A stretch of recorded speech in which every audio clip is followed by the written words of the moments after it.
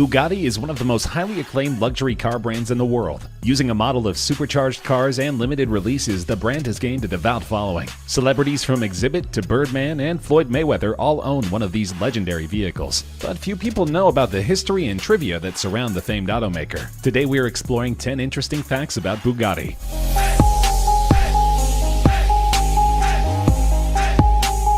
The Bugatti Chiron is a marvel of engineering. The most recent model went on the market with a limited run of 500 vehicles. Of these, 250 sold out immediately, without so much as a test drive. That means that Bugatti raked in $650 million in a single day, without any advertising or overhead. Bugatti plans to produce around 70 cars per year, meaning the company is prepped for 7 years of production, with the first 3 customer cars leaving the Bugatti Atelier in Molsheim, France in 2016. So the factory will be busy for many years with this last order. But what exactly makes these cars so expensive and time-intensive to produce? A huge part of the equation are the 10 radiators installed in every model. The standard car only has 1, but the Chiron requires 10 in order to keep the 1200 horsepower engine cool. Then consider that these highly complicated radiators take 15 hours each to build. That means that a single car will require 150 skilled man-hours just to build its radiators. No wonder the factory will be backed up for decades to come. Though many customers will need to wait 5 years or more to receive their vehicles, the wait will well be worth it. The Bugatti Veyron is one of the sleekest sports cars on the road. It also has incredible mechanical specs. Priced at $1.4 million, consumers expect this car to perform well, and they won't be disappointed. The Veyron broke the world record for the fastest street-legal car in the world, with a top speed of 267 miles per hour and an average top speed of 254 miles per hour. But in order to reach these speeds, the Veyron is guzzling fuel like a rocket. The car only gets a laughable 10 miles per gallon. That means you'll need to fuel up every 100 miles. However, the 10 miles per gallon assume that motorists are driving along at normal highway speeds. If you're using the full potential of the Veyron and reaching top speeds, the tank will only last you a measly 8 minutes. Suddenly, 267 miles per hour doesn't sound as appealing if you need to drive back to the gas station after only 5 minutes. Obviously, this is bad for both your wallet and the environment, but it's generally accepted that Bugattis are not meant to be used as an everyday commuter car. Obviously, Bugatti is one of the biggest names in automobiles, but founder Ettore Bugatti was fascinated with all types of luxury vehicles. He started thinking about airplanes before World War I, and in 1915 designed his first aviation engine. This first straight-8 engine was later developed into a U-16, the license of which was sold to the US. A series of engines was also being started with in France. After a series of successful engines, Bugatti was ready to take on his own aircraft. There was only one Bugatti Model 100P ever produced, and it never had an official flight. With the outbreak of WW2 and the imminent fall of Paris, Bugatti had the aircraft disassembled and hidden on his estate. Bugatti died in 1947, having never resumed work on it. The aircraft remained in storage throughout World War II. It was sold several times, and its twin Bugatti 50P engines were removed for automotive restorations. In 1971, a restoration effort was started. The aircraft was stored by the National Museum of the United States Air Force, then transferred to the EAA AirVenture Museum collection, where restoration was completed, and it remains there on static display.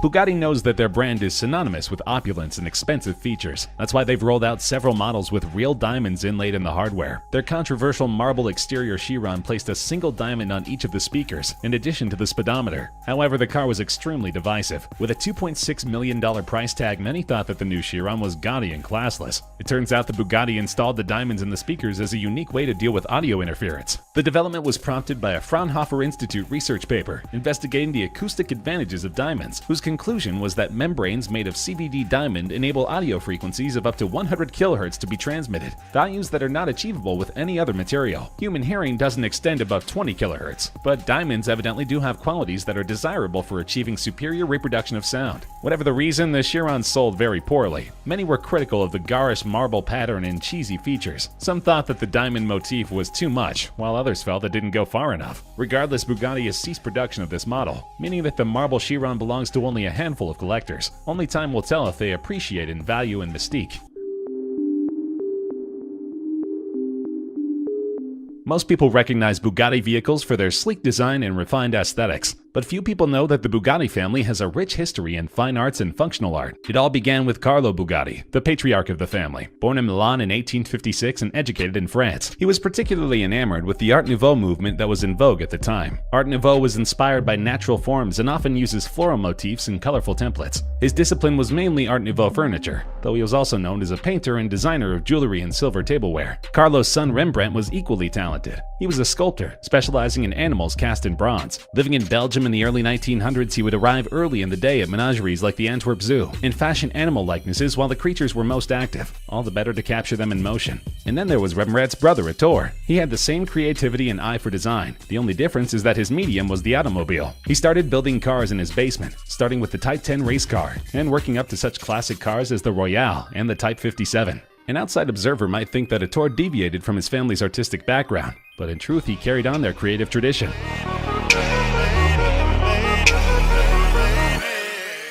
The Veyron may be the best known of the Bugatti family, but the Chiron is a close second. Recently it was criticized for the design of its front grille. The Bugatti Chiron used to have a front grille made of aluminum, the same material used to make the car's bodywork. However, like jet engines, the car started to have problems with bird strikes. At a top speed of 249 miles per hour, birds would simply smash straight through the grille and end up wedged in the radiator, leaving the front end of the car dented and damaged. Later Chiron models now have a titanium grille, which is tough enough to withstand any altercation with a winged adversary. There were other problems with hawks and endangered birds of prey dying in the grille of the car, prompting the question, is it worth killing wildlife for a 10-minute joyride? Bugatti has since adapted its building materials to something more sturdy, but birds and stray animals are still in danger of losing their lives at the nose end of a Bugatti Chiron. Of course, this is an issue that has plagued airlines for decades, but rarely affects traditional vehicles.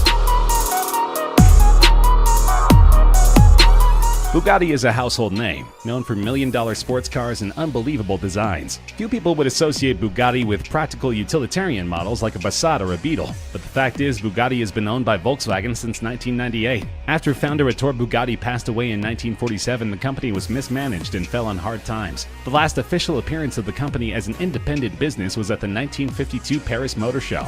Believe it or not, at this point Bugatti went totally bankrupt and ceased operations for several years until it was acquired by millionaire investor Roman Artioli, who eventually sold the failing brand to Volkswagen. Since then, Volkswagen has developed most of the iconic Bugatti cars, including the Veyron, and the relationship has been symbiotic. Volkswagen makes far more from its luxury brands, such as Lamborghini, Audi, and Bentley, than it does under its own imprint. The luxury brands have also been insulated from Volkswagen's recent string of public faux pas, as most people don't associate the brands. This is good for Volkswagen's bottom line, because as their core business suffers, Bugatti has increasingly kept their company solvent. As we've established, the Veyron's engine is nothing to joke about. This supercharged car has a number of tricks up its sleeve, but perhaps most impressive is the turbocharged engine. Bugatti pulled off a miracle with their W16 engine because it packs more than 1,000 horsepower into a compact frame. The specs are pretty impressive. Maximum power output is 736 kilowatts at 6,000 revolutions per minute, with a maximum torque of 1,250 Newton meters, from 2,200 to 5,500 revolutions per minute. Essentially, the turbocharger works by pressuring the engine cylinders so that it can pack more air inside. The more air inside the cylinder, the more fuel it can combust. But tragedy struck in 2001 when one of the engine's 16 cylinders burst at the Veyron factory, burning it to the ground. Though no one was harmed, it proves just how temperamental these engines can truly be. Many hobbyists gripe that you cannot make any DIY repairs to Bugattis, but part of the equation is liability. Bugatti worries that an amateur mechanic could burst a cylinder, or worse, causing serious injury. One of the most infamous sports cars in the world, the Bugatti Veyron is legendary for its one-of-a-kind performance. The Veyron is a car built around an engine. Essentially, Bugatti made the decision to blow the doors off the supercar world by creating a 1,000 horsepower engine. Everything else follows from that resolution. In terms of specs, the Veyron has a top speed of 250 miles per hour, a 0 to 60 time of 3 seconds, 0 to 180 time of 14 seconds, and a price tag somewhere in the $1.2 million range. The limited run vehicle only existed for one generation of production. The first car was produced in 2004 and the last in 2014. Luxury car makers count on these limited runs to drive up the price of cars over time as they become rare collector's items. The Veyron is no exception. As hobbyists began to soup up their wheels, these cars will easily be worth multiple millions of dollars. According to one of the Veyron's designers, the biggest challenge in creating the Veyron was the aerodynamics. How do you keep a 250 mile/hour passenger car on the road? The Veyron's dimensions help to some extent. The car is 79 inches wide, 176 inches long, and only only 48 inches high. Keep in mind that a Hummer 2 is 81.2 inches wide. The Bugatti is extremely wide for its height. The underside of the Veyron, like a Formula 1 car, is streamlined and Venturi-shaped to increase downforce. There's also a wing in the back of the Veyron that extends automatically at high speed to increase downforce and keep the car glued to the road. With the rest of the car's risks, Bugatti couldn't deal with any more liability.